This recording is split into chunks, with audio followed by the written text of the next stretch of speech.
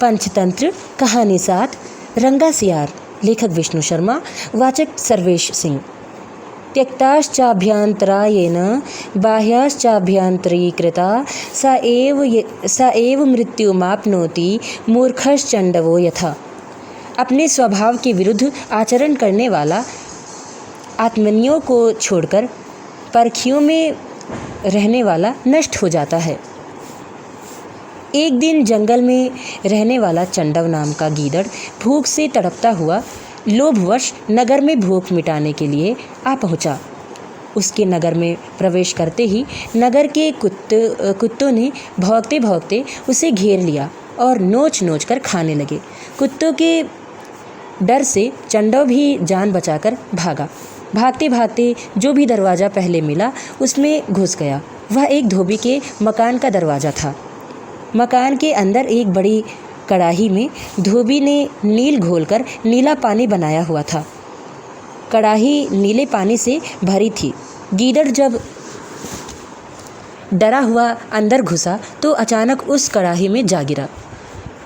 वहाँ से निकला तो उसका रंग ही बदला हुआ था।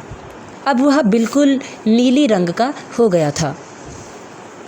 नीले रंग में रंगा हुआ चंडव जब वन में पहुंचा तो सभी पशु उसे देखकर चकित रह गए। वैसे रंग का जानवर उन्होंने आज तक नहीं देखा था। उसे विचित्र जीव समझकर शेर, बाघ, चीते भी डर डर कर जंगल से भागने लगे। सबने सोचा, न जाने इस विचित्र पशु में कितना सामर्थ्य हो, इससे डरना ही अच्छा है। चंडव ने जब सब पशुओं को डरकर भागते देखा तो बुलाकर बोला, पशुओं, मुझसे डरते क्यों हो? मैं तुम्हारी रक्षा के लिए यहाँ आया हूँ। त्रिलोक के राजा ब्रह्मा ने मुझे आज ही बुलाकर कहा था। आजकल चौपायों का कोई राजा नहीं है। सिंह, मृग आदि सब राजाहीन हैं। आज मैं तुझे उन सब का राजा बनाकर भेजता हूँ। तू वहाँ जाकर सबकी रक्षा कर। इसलिए मैं यहाँ आ गया हूँ। मेरी छत्रछाया में सब पशु आनंद से रहेंगे। मेरा नाम कक्रुद्रुमुख है। मेरा नाम कक्रुद्रुम राजा है। यह सुनकर शेर, बाघ आदि पशुओं ने चंडव को राजा मान लिया और बोले, स्वामी, हम आपके दास हैं, आज्ञा पालक हैं। आगे से आपकी आज्ञा का ही पालन होगा। चंडव ने राजा बनने के बाद शेर को अपना प्रधानमंत्री बनाया, बाघ को नगर रक्षक और भेड़िए को संतरी बनाया। अपने आत्मीय गीदड़ों को जंगल से बाहर निकाल दिया। उनसे बात भी नहीं की।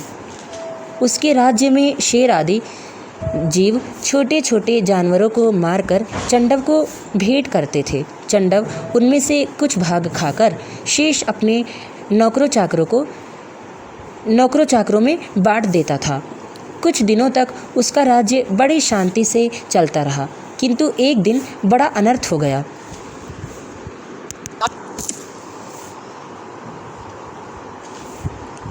उस दिन चंडव को दूर से गीदड़ों की किलकारियाँ सुनाई दी।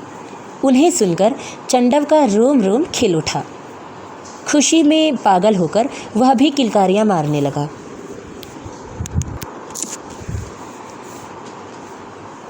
शेर, बाघ आदि पशुओं ने जब उसकी किलकारियाँ सुनी तो वे समझ गए कि यह चंडव ब्रह्मा का दूत नहीं बल्कि मामूली गीदड़ है।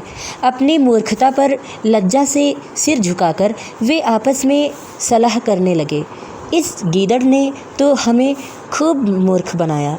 इसे इसका दंड दो, इसे मार डालो। चंडव ने शेर, बाघ आदि की बात सुन ली थी। वह भी समझ गया कि अब उसकी पोल खुल गई है, अब जान बचानी कठिन है। इसलिए वह वहाँ से भागा, किंतु शेर के पंजे से भागकर कहाँ जाता। एक ही छलांग में